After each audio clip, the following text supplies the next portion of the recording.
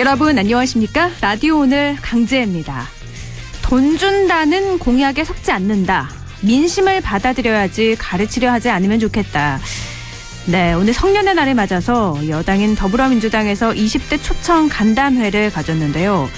여기서 이런 따끔한 질타가 쏟아졌다고 합니다. 20대들은 꼰대 정당에서 벗어나야 한다는 뼈아픈 충고도 전했는데요. 송영길 민주당 대표는 가시방석 같다면서 사과를 했습니다. 한 20대 청년은 예전에는 이 친구들끼리 국민의힘 전신이죠. 자유한국당 지지하냐고 놀리곤 했는데 요즘에는 더불어민주당 지지하냐가 더 비하하는 이야기라고 말하기도 했습니다. 청년들의 따끔한 질타, 귀 기울여 들어야겠죠. 청년이 살기 좋은 나라를 만들겠다는 약속은 어디로 가고 연일 청년들의 사망 소식이 지면에 장식하고 있는 현실. 성년의 날을 맞아서 기성 정치인들이 먼저 반성해야겠습니다. 5월 17일 월요일 라디오 오늘 광고 듣고 시작합니다. 관절의 하트, 근육의 하트, 관절의 펭귄이 육근, 캐펜텍 핫. 관절의 쿨해, 근육의 쿨해, 하. 관절의 펭귄이 시원, 캐펜텍 쿨. 관절염, 근육통의 세계에선 역시 펭귄이 제일, 캐펜텍. JLS 사이언스. 자, 따라해보세요. 이카운트 ERP 4만원 회계관리, 이카운트 ERP 4만원. 재고관리, 이카운트 ERP 4만원 생산관리. 사업 성공 함께해요. 이카운트 카운트 ERP의 모든 기능을 월 4만원에 드립니다. 이카운트 가입비 부가세 별도. 차도르니 차돌 고소한 맛 좋아. 차도르니 차돌 매콤한 쫄면과 차도르니 차돌 조밥에 싸도 좋아. 점심엔 소불고기, 저녁엔 이차돌. 아는 맛이라서 더 맛있다. 차도르니 차돌. 남북경제협력의 허브. 파주 센트럴밸리. 파주시 대규모 희망 프로젝트 중 1단계. 파주 센트럴밸리. 역세권의 프리미엄이 더해진 세대를 이어갈 미래 가치가 완성되는 곳. 사업용지 분양 문의 1522-0844. 시공 현대 엔지니어링. 엔빅플에서 하는 홀인원 365일 무제한 도전 무야호. 엔빅플 가입해서 홀인원 성공하면 상금 200만 원을 받는다는 거지. 월 2,000원으로 웃고 즐기고 홀인원 하면 나이스 샷. 무제한으로 200만 원까지. 엠피플 지금 다운받아. 다양한 무전 고민엔 티어실 티어실로 불러버려. 티어실과 모든 무좀 티어실 달라버려. 티나는 무좀 티안나는 무좀 티어실 무좀이 고민일 때 송가인이 추천하는 무좀약 티어실 3일제약. 5월 17일 월요일 라디오 오늘입니다. 1부는요. 건국대 경제학과 최백은 교수와 함께 경제 이슈 짚어보는 최백은의 이게 경제다 준비되어 있습니다. 2부 이슈 오늘에선 오늘이요. 안동 출신 동화작가 고 권정생 선생의 귀천 14주기가 되는 날이라서요. 권정생 동화나라 최윤환 관장 연결해서 이야기 나눠보겠습니다. 또 라디오는 생방송 놓치신 분들은요. 유튜브로도 다시 들으실 수 있습니다.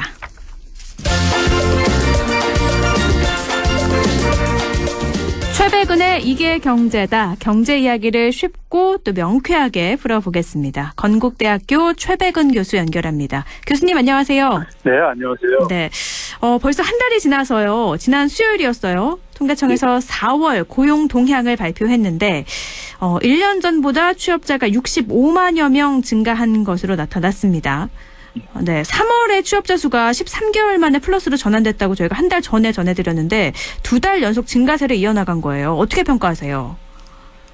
일단 최근에 우리가 뭐 수출 지표를 포함해서 뭐 성장률 같은 게 기대한 것보다 좀 빠르게 지금 이렇게 회복되고 있는 걸 보고 있잖아요. 네네, 저희가 계속 좋아졌다 이렇게 막 방송을 하고 있죠. 네. 그러니까 연초에 예상한 것보다도 이제 그러니까 빠르게 진행되고 있거든요. 네네.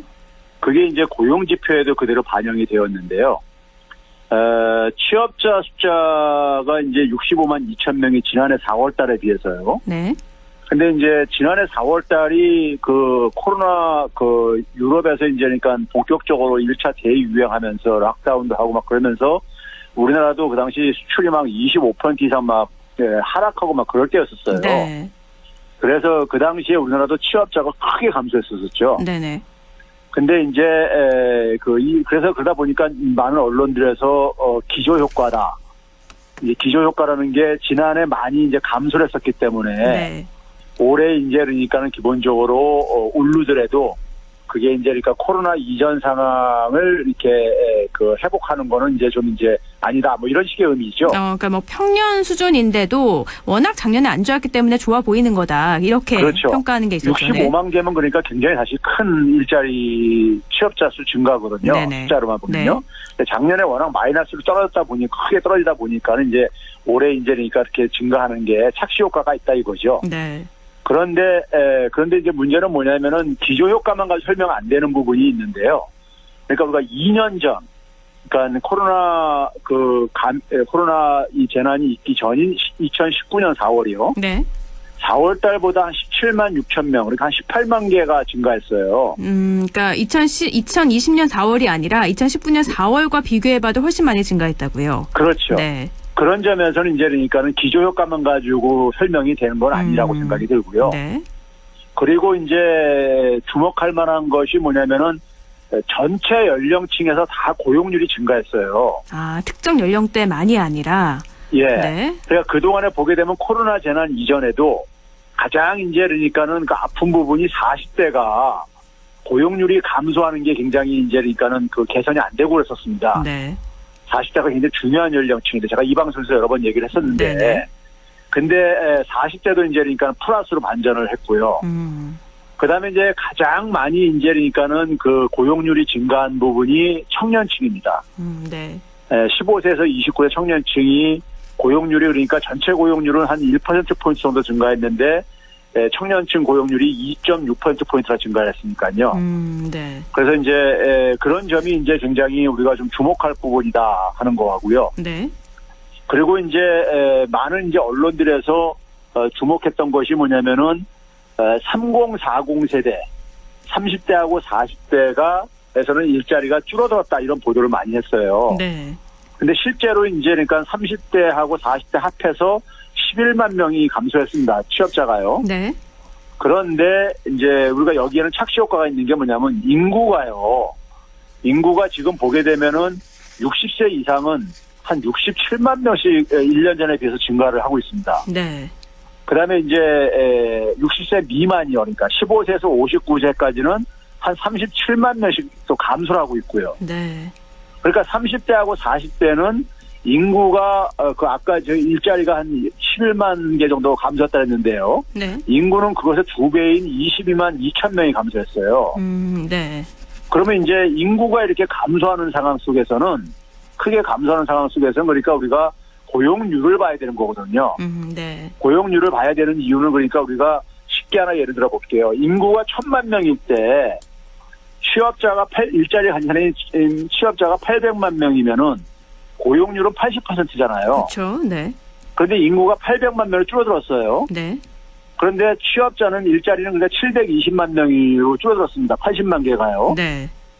그런데 이 고용률은 800만 명 중에서 720만 명 했으니까 90%잖아요. 네.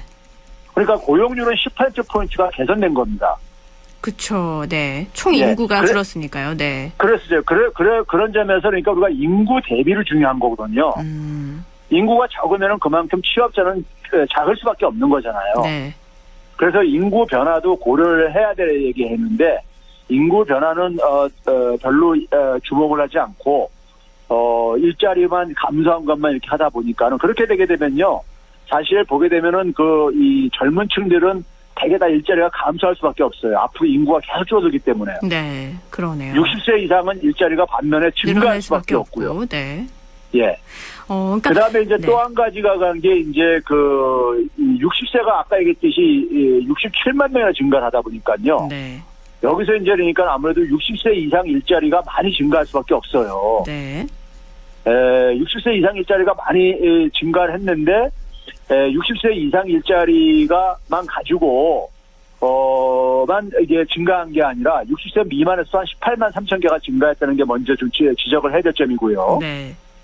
그다음에 이제 60세 이상 일자리 중에서도 특히 이제 그 65세 이상 같은 경우는요, 공식적으로 은퇴하는 연령들이거든요. 네. 뭐 가장 오랫동안 일을 할 수 있는 저희 같은 대학 교수 같은 경우도 65세면 이제 은퇴를 하거든요. 네. 그러면 이제 은퇴하고 난 이후에는 사실 뭐 체력적으로도 일주일에 그러니까 젊었을 때처럼 5일 근무하기 풀타임으로 근무하기 힘들어요. 그러니까 이분들은 그러니까 이제 흔히 말해서 이제 이분들 쪽에 이 65세 이상이 43만 3천 명이나 증가했습니다. 지난 1년 사이에요. 네. 그리고 이분들이 일자리는 대부분이 뭐 17시간 이하 이런 일자리가 20시간 이하 일하는 일자리가 대부분일 수밖에 없어요. 연령상으로 육체적으로도 그렇고 네. 그리고 이분들을 그러니까 노동시장에서 그렇게 풀타임으로 쓰지 않는다고요. 아무래도 그렇지 않겠습니까? 네네. 65세 이상 우리가 노인으로 분류되는 층인데 네. 65세 이상이면요. 그러다 보니까 이제 소위 말해서 단기 일자리가 대부분 증가했다 이렇게 얘기를 했는데, 그런데 이번에 하나 재밌는 것 중에 하나는요. 취업 시간별로 봤을 때 17시간 이하가 46만 2천 개가 증가했어요. 네. 그래서 언론들은 여기에만 주목을 하고 이게 다 노인 일자리일 거다 이렇게 생각을 했어요. 임시직이 늘어났는데 임시직은 이꼴 노인 일자리다 이렇게요. 그렇죠. 단기 뭐 이렇게 네네. 일자리. 근데 이번에 36시간 이상도요. 네. 36시간 이상이 이게 풀타임으로 되게 분류하거든요. 네. 이게 576만 3천 명이 증가했습니다. 576만 명이요. 예. 그럼 이게 왜 그렇게 됐냐면요. 아까 취업자 숫자는 65만이라 했잖아요. 네. 그런데 어떻게 576만이라는 숫자가 나오느냐 이렇게 이게 의아해할 수 있잖아요. 네. 근데 이게 뭐냐면은 아까 17시간 이하하고 36시간 이상 사이에 있는 게 18시간에서 35시간 일자리들이 있습니다. 네. 근데 이들이 그러니까는 이들 중에 500만 명 이상이 그러니까는 36시간 이상으로 이렇게 넘어온 거예요. 그게 무슨 말씀이시죠? 500만 명 넘는 사람이 300. 그러니까 원래 이제 2019년도 코로나 재난이 있기 전에는 네. 36시간 이상으로 풀타임으로 일하던 분들 중에서 네. 코로나 재난이 터지면서 그러니까는 그 근무 시간이 많이 축소가 된 경우들이 있잖아요. 네. 음식점에서도 그러니까는 뭐 예를 들어서 영업을 풀타임으로 못 하니까는 노동 시간을 줄일 수가 있잖아요. 고용 시간을요. 네. 그러다 보니까는 이제 36시간 미만으로 떨어졌던 사람들이 500만 명 이상이 그러니까 늘었던 거예요. 지난해요. 네. 근데 이 사람들이 다시 다 복귀가 된 겁니다. 네. 그래가지고 17시간 미만 일자리만이 아니라 36시간 이상이 그러니까는 사실은 12배 이상이나 증가할 정도로 이런 이제 그러니까 통계 수치가 사실은 그 일반 언론들이 기자들이 주목하지 못한 부분이었었는데 네. 좀 세심하게 들여다보면은 이게 보였을 텐데 그런 이제 특징을 이번에 이제 4월 고용 지표에서 확인할 수 있었습니다. 이번 4월 고용 동향 발표에 이렇게 좀 부정적인 입장을 냈던 언론 기사들을 다 반박해 주신 거예요. 지금 반박 말씀을 그렇죠. 해주신 거죠. 예. 하나하나 좀 짚어보면 고령층 중심의 공공분야, 임시, 일용직 일자리가 증가해서 고용의 질은 더 나빠졌다라는 기사에 대해서는 그렇지 않다.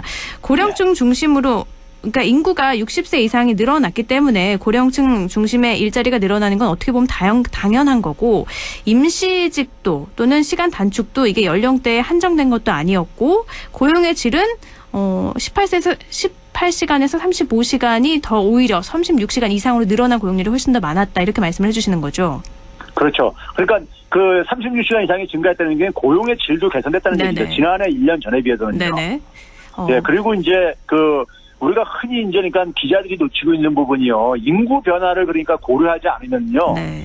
우리나라 고용 이 일자리 지표를 제대로 이해할 수가 없어요.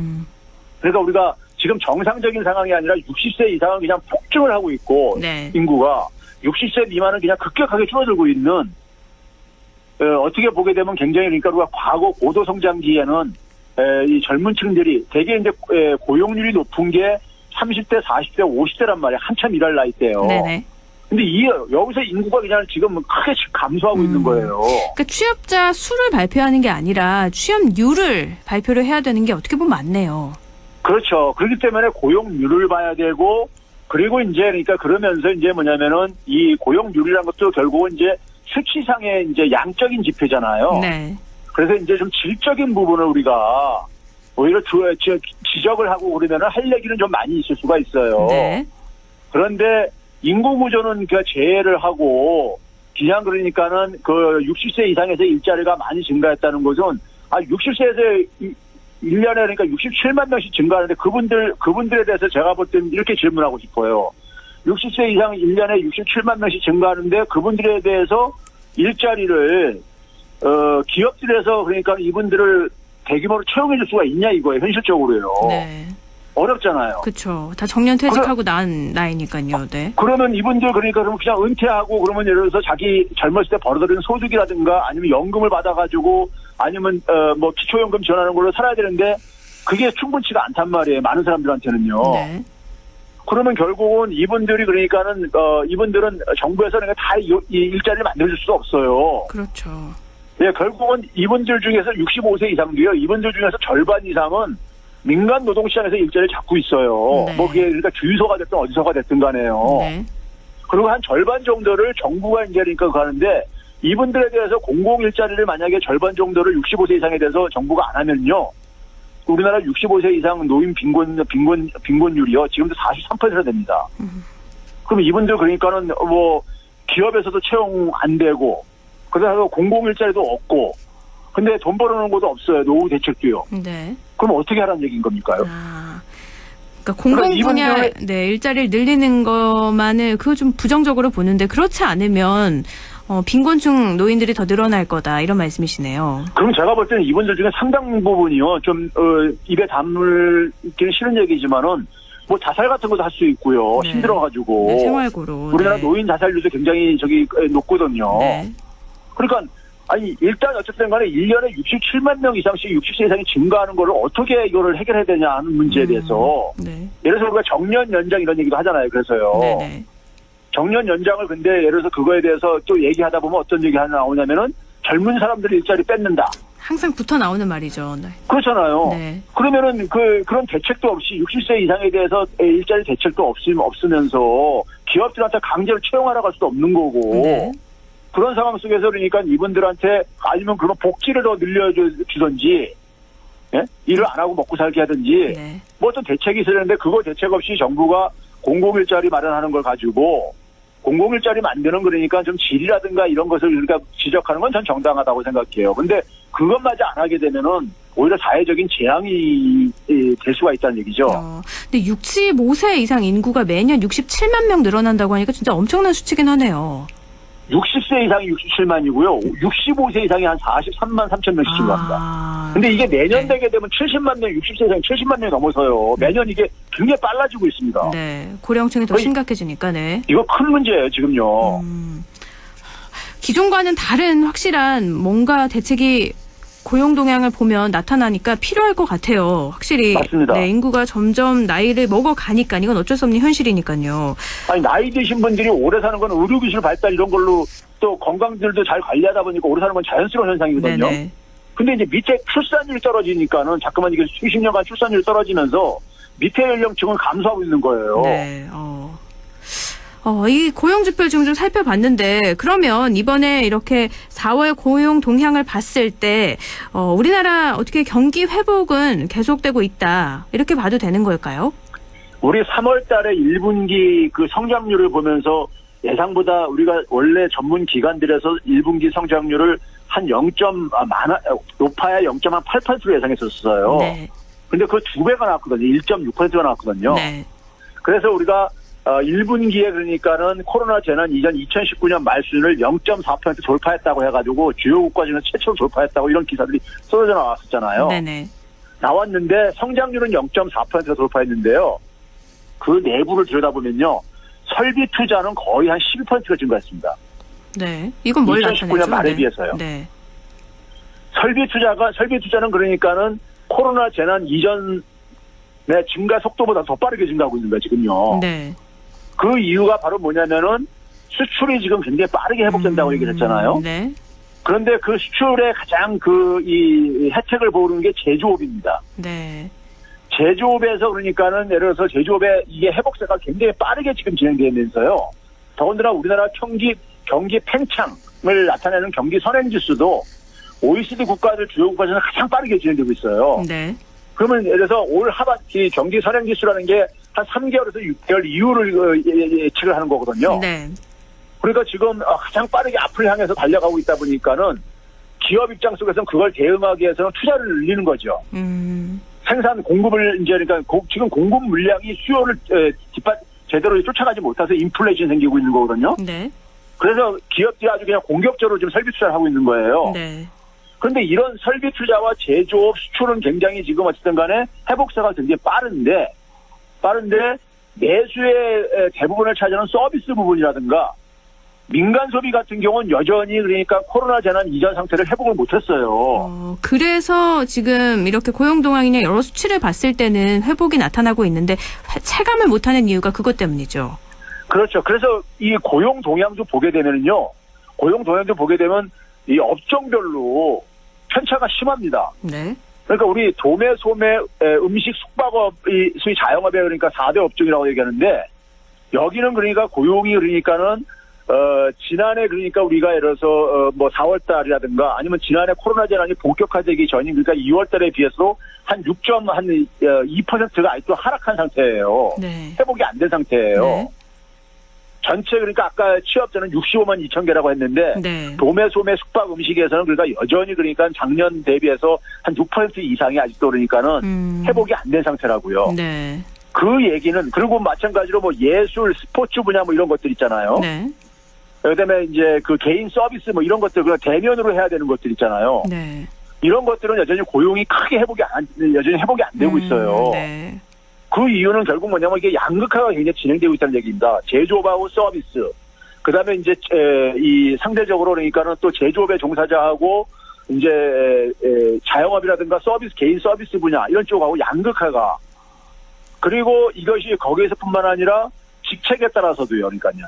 뭐 예를 들어서 그러니까 임시직이 많이 증가했지만 여전히 아직 회복이 안 된 상태고요. 네. 일용직도 크게 아직도 회복이 안 된 상태고요. 상용직은 회복이 됐어요. 네. 그리고 이제 남성과 여성도 보게 되면 여성들은 회복이 안 됐어요. 네. 그 여성들 같은 우리가 외환위기 때는 여성들이 오히려 더 그러니까 더 빠르게 회복됐었거든요. 근데 이번엔 다른 게 여성들이 회복이 지금 굉장히 늦어지고 있습니다. 그건 왜일까요? 네. 그 이유가 이제 아이돌봄 같은 거 있잖아요. 네. 아이들이 그러니까 이제 뭐 학교를 못 가거나 이제 뭐 그리고 그러면서 이제 그러니까는 일을 이제 그러니까는 할 수 없다거나 이런 이제 아이돌봄 문제도 있고 또 하나는 뭐냐면 이 서비스 분야의 종사자들이 여성들이 많이 있거든요. 네.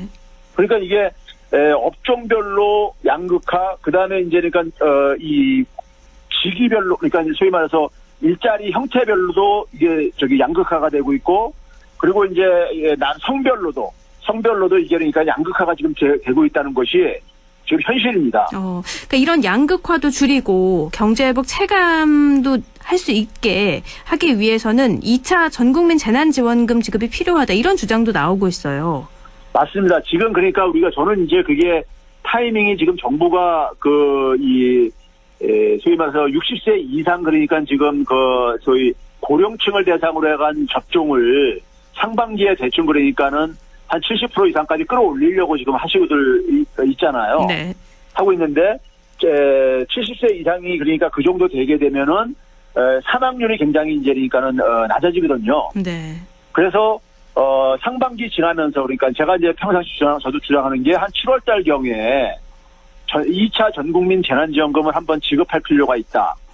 그 이유는 뭐냐면은 일단 지금 민간 소비 부분이 상대적으로 굉장히 내상이 깊이 입었다 이거예요. 네.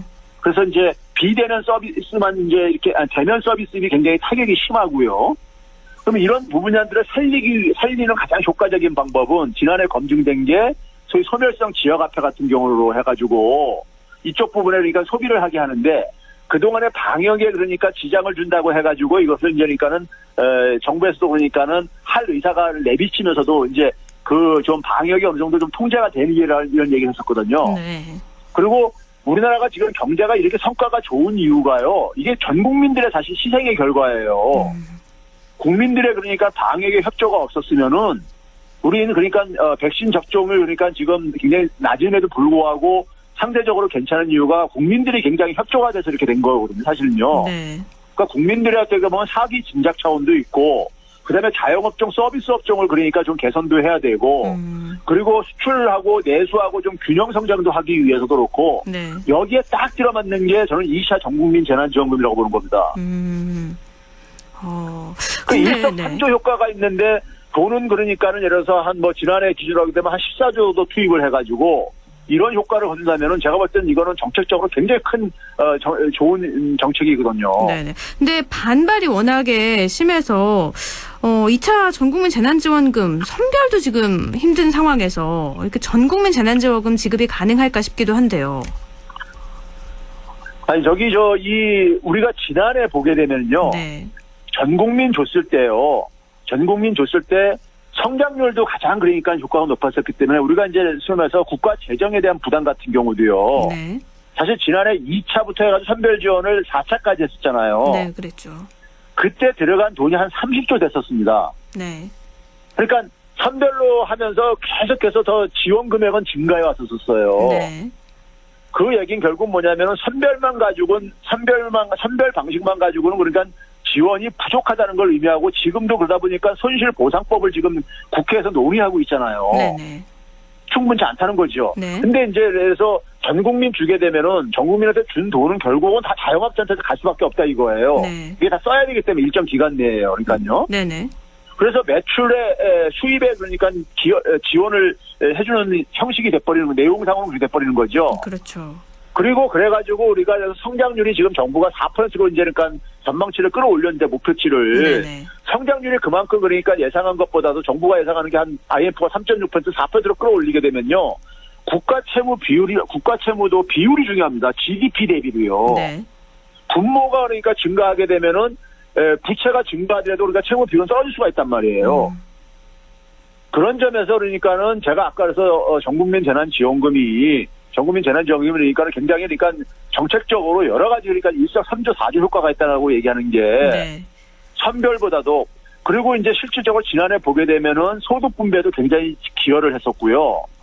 그러니까 이게 그러니까 지난해 그러니까 1년 이상 동안에 우리가 4차에 걸쳐서 지급하면서 확보한 데이터들이 있다고요. 데이터에 근거해서 지금 제가 분석해서 말씀하는 겁니다. 네네. 지금 전국민 재난지원금 효과는 뭐 계속 말씀해 주셔서 충분히 필요하다 이런 건 인식이 됐는데 그럼 액수는 어느 정도가 이번에는 적당하다고 보세요? 저는 지난해 그러니까 우리가 주는 방식이 예를 들어서 그러니까는 그 4인 가족 기준 4인 가족 이상인 경우에 100만 원까지 줬었잖아요. 그랬죠. 1인 가구는 그러니까 30만 원 주고 뭐 이렇게 차등을 냈는데 저는 이번에는요 그냥 사람 두수당 인당 그러니까 인당으로 그냥 한 30만 원씩 이렇게 딱 주는 것이 가장 더 효과적이라고 봐요. 가구당이 아니라 1인당 30만 원이요. 예, 그렇게 작년처럼 가구당으로 주다 보면요. 네. 이 돈이 새는 돈들이 많이 있습니다. 특히 예를 들어서 그러니까는 이혼을 하고 자녀들은 그러니까 예를 들어서 그 여성이 이제 그러니까 엄마가 이제 키우는데 남성한테 그러니까 남성이 여전히 가장으로 돼 있는 경우가 있어요. 네. 근데 가장한테 그 돈이 가고 난 다음에 이 돈이 그러니까 배분이 안 되는 경우도 있고 그럽니다. 정작 필요할 때 가지 못하는 그런 부정을 좀 방지하기 위해서는 1인당 나와야 그렇죠. 된다. 예. 1인당 그럼 나오면 액수가 더 커지긴 하겠네요. 총 액수는요? 근데 우리가 지금 보게 되면은 5천만 명이 조금 넘기 때문에요. 네. 한 15조가 좀 넘는 거예요. 그 지난해 준 게 14조 3천억 원이었었거든요. 네. 그렇게 큰 차이는 한 없군요. 1조 정도 더 차이 난다고 생각하면 됩니다. 그런데 큰 차이는 없지만 효과는 훨씬 더 볼 것이다. 그렇죠. 그건 이미 입증이 됐기 때문에. 예. 알겠습니다. 2차 전국민 재난지원금 지금 좀 논의도 되지 않고 있는 상황이라서 이게 가능할까 필요한 시점인데 얼른 좀 테이블 위에 올려야 되지 않을까. 네. 정부에서 지금 방역을 지금 예약률을 높이기 위해서 지금 그러니까 인센티브 제도 검토하고 있잖아요. 네. 그거를 그러니까 이번에 이거랑 결합시키면 좀 좋을 것 같아요. 국민들한테 그러니까는 적극적으로 네. 백신 접종을 맞으라고 하면서 백신 접종을 그러니까 상반기에 이렇게 완료가 되면은 목표치대로 완료되게 되면은 전국민 재난지원금을 지급하겠다고 네. 이렇게 좀 연계시켜가지고. 그러면 좀 빨리 접종도 이루어질 거니까요. 그렇죠. 우리 지금 현재 상태 속에서 방역의 가장 최선은 뭐냐면은 집단 면역이라고요. 네. 과학적으로 그것뿐이 없잖아요, 사실은요. 네네. 그런 점에서 이제 그러니까 우리가 이 백신 접종을 좀 하고 국민들 힘든 것도 그러니까 좀 보상도 해주고 하는 차원 속에서 저는 그런 검토가 좀 필요하다고 생각합니다. 네. 코로나 백신 접종과 또 전국민 재난지원금을 연결해서 지급하는 방안. 알겠습니다. 오늘 이 말로 마무리하죠. 말씀 고맙습니다. 네, 감사합니다. 네, 최백은의 이계경제다 건국대학교 경제학과 최백은 교수였습니다. 라디오 오늘 1부는 여기까지고요. 광고 듣고 2부에서 뵙겠습니다.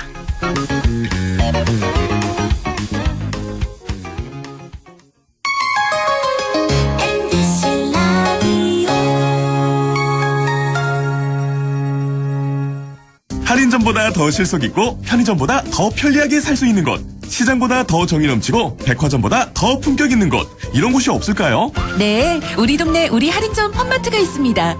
지난 25년간 항상 고객과 함께한 홈마트. 용상점, 자이점, 신용주점, 서천점에서 새롭게 고객님께 다가갑니다. 홈마트. 가구 살 땐 꼭 한번 가보자.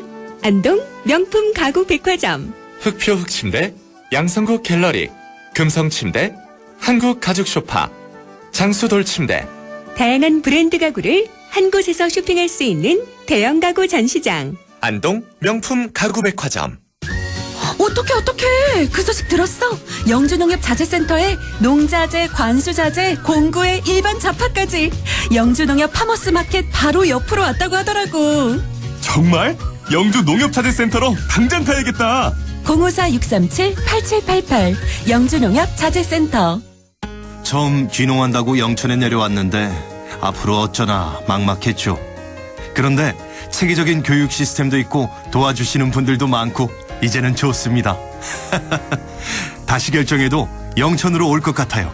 전환생활의 꿈 귀농기촌 1번지 영천시가 함께합니다.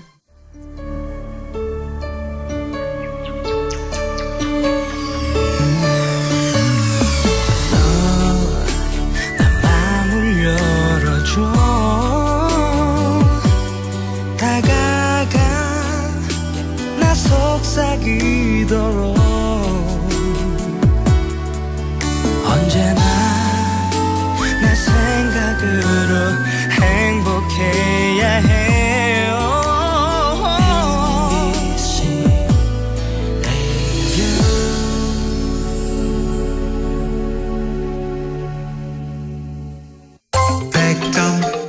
MBC 라디오.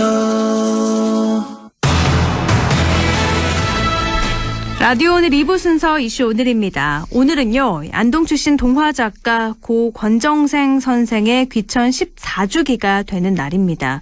강아지똥, 몽실언니, 엄마 까투리 참 많은 명작을 남기신 분이죠. 그래서 권정생 동화나라 최윤환 관장 연결해서 이야기 나눠보겠습니다. 관장님 안녕하세요. 예, 안녕하세요. 네, 오늘이 고 권정생 선생님의 귀천 14주기였는데 비가 계속 와서 추모식이 좀 어떻게 잘 진행이 됐나요? 예, 뭐 그래도 실내에서 했습니다. 코로나19로 인해서 네네. 다들 힘들어하지 않습니까? 네.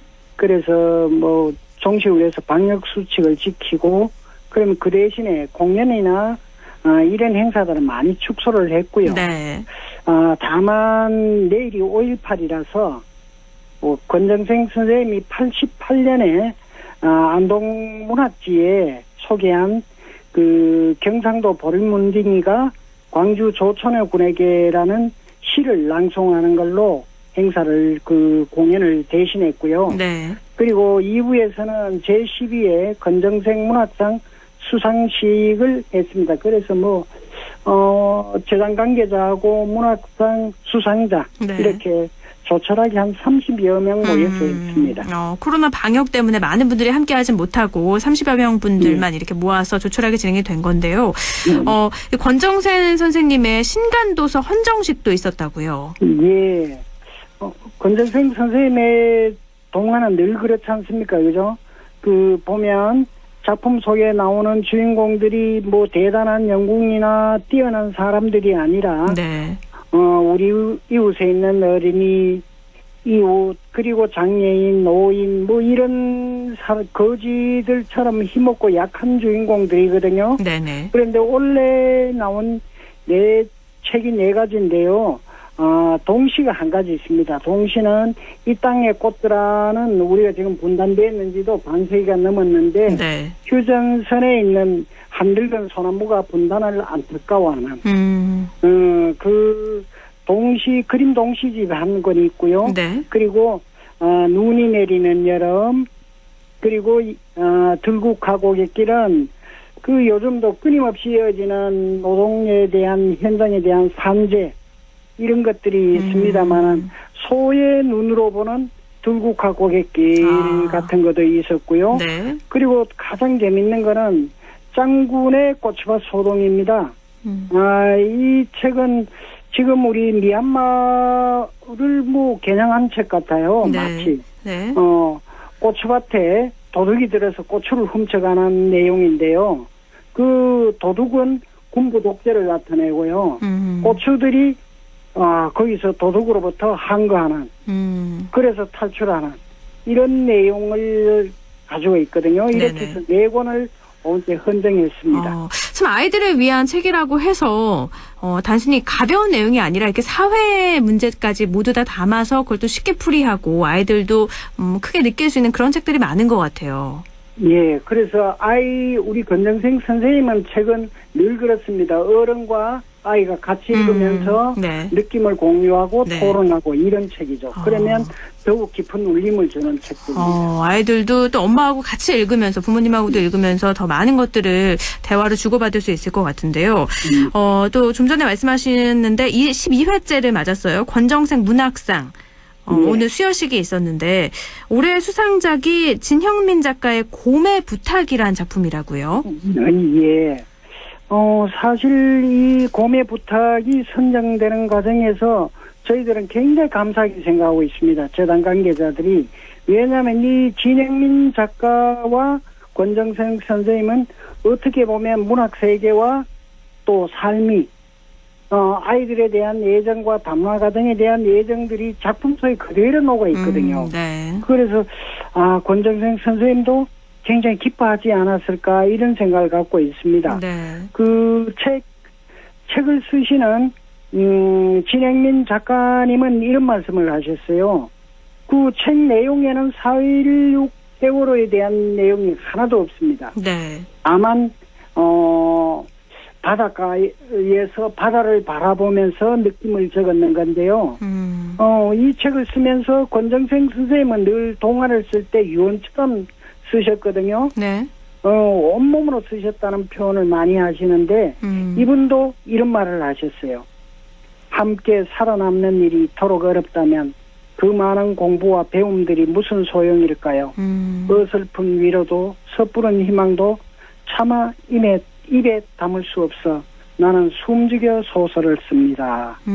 그리고 굉장히 좀 죽음에 대한 건데 권정생 선생님의 이 사회 문제를 굉장히 가볍게 하면서 접근해가는 네.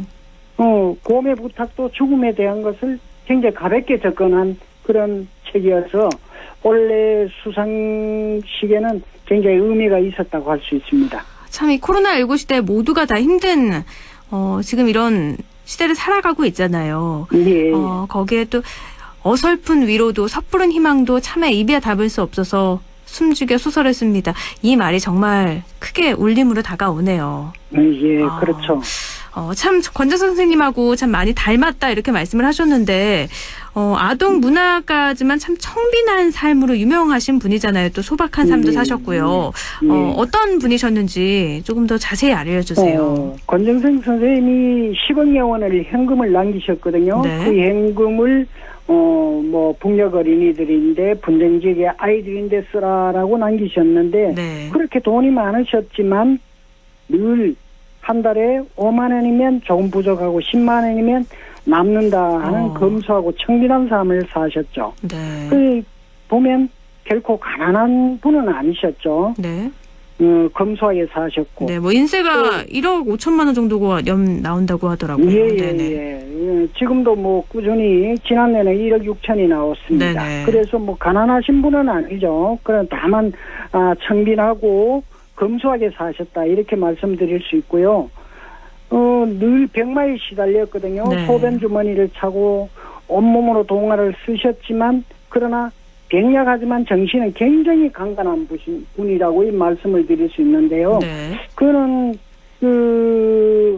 자꾸 광주 얘기가 나와서 그렇습니다만은 80년 신군부 시절에 80년 겨울에 글 쓰는 걸 공부하겠다고 낯선 청년이 집에 찾아왔습니다. 네.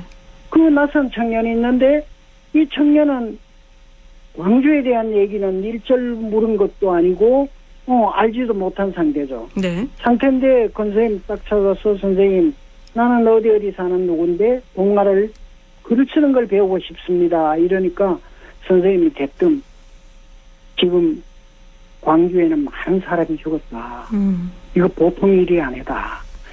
이거 알고 있느냐. 그게 모른다 이러니까 그럼 같이 가자 이러면서 그 당시에 안동에 있는 그 카톨릭 농민회에 총무가 광주에 관련된 보안법 위반으로 구속된 일도 있었거든요. 네네. 80년 9월에 있었는데 그 겨울 방학 때 이 청년을 데리고 가서 해당 건종대 의장인데 소개시키면서 광주에 대해서 얘기를 해주라. 이런 걸 보면은 굉장히 강건하신 분이죠. 정신적으로는. 그래서 어떤 분은 이런 말을 쓰물 합니다. 권정생 선생님은 몸이 약하셔서 직접 혁명가처럼 뛰어들지는 못했지만 필로서 늘 사회를 바꾸고자 하는 혁명가였다. 네. 이렇게 말씀하시고요. 늘 이제 많은 분들이 또 찾아가고자 전화를 드리면 선생님 오지 마세요. 이렇게 해서 마치 은둔자처럼 생각하셨는데 그러나 사실은 그렇지 않았죠. 주변의 아이들이 늘 찾아가서 방학 숙제를 같이 해주세요. 또 글 쓰는 거 도와주세요. 옛날 얘기해 주세요.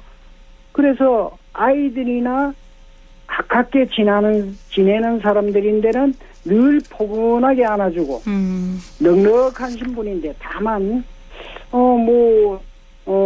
양복을 입고 타이를 메고 잘난 것처럼 보이는 사람들하고는 늘 거리를 두고 사셨던 분이죠. 네. 예. 참 선생님께서 남긴 작품들도 많잖아요. 뭐 강아지동부터 해가지고 여러 가지 책들이 많아서 80여 권이 넘는다고 하는데요. 지금은 또 권정생 어린이 문화재단 또 동화나라에 대해서도 지금 계속 운영 중에 계신 거잖아요. 예. 네네. 이 어린이 문화재단 동화나라는 어떤 곳인가요? 권정생 선생님이 사실 살아계셨으면 이런 공간을 했는 거 아마 혼내지 않을까. 네. 우리 재단 관계자들도 많은 호통을 치셨을 것 같아. 왜요? 이렇게 이제 선생님이 살아생전에 늘 자신을 위한 어떤 기념관이나 문학관을 짓는 거를 꺼려하시고 두려워하셨습니다. 네. 겉으로 보여지는 게 중요한 분이 아니셨기 때문에 그랬나 그렇죠. 봐요. 그래서 저희들은 처음에는 이런 부분에 있어서 굉장히 고민을 많이 했지만은 차라리 문학관을 짓는 것보다는 아이들이 와서 웃고 떠드는 늘 선생님이 사랑해 마지 않는 아이들과 함께하는 그런 공간을 만들어보자. 그게 아이들이 있는데 권선생님이 원하시는 전쟁 없는 세상, 평화 통일, 이런 차별받지 않고 누구나 다 고귀하게 생각하는 인본 사상 이런 것들을 삶의 교육장으로 만들어보는 게 어떨까 이런 생각을 갖고 동화나라를 만들었습니다. 동화나라를 만들어서 지금 1년에 한 6천 명 정도가 방문하고 있습니다. 참 또 북녘의 어린이 도우라는 뜻도 지금 계속해서 이어가고 계시죠. 예, 지금 매년 북한에는 권정생 선생님도 온몸이 아프셨는데 결핵이셨거든요. 결핵이 온몸 전신계획으로 해서 정상적으로 소변을 볼 수 없고 옆구리로 소변을 받아내셨기 때문에 북한에 진성 결핵 환자들인데 의약품 지원 사업하고요. 한경북도 온성지구에 있는 유치원에 빵과 콩우유를 보내주는 사업. 그리고 미얀마, 태국, 레바논 등 분쟁 지역의 교육 사업 등에 연 2억 5천 정도를 보내주고 있습니다. 5월이 또 가정의 달이잖아요. 어린이의 네. 날도 있었는데 고 권정생 선생님의 동화로 아이들에게 사랑을 일깨우는 그런 달이 되면 또 좋겠습니다. 네, 오늘 말씀 여기까지 드릴게요. 고맙습니다. 예, 감사합니다. 네, 권정생 동화나라 최용관 관장이었습니다.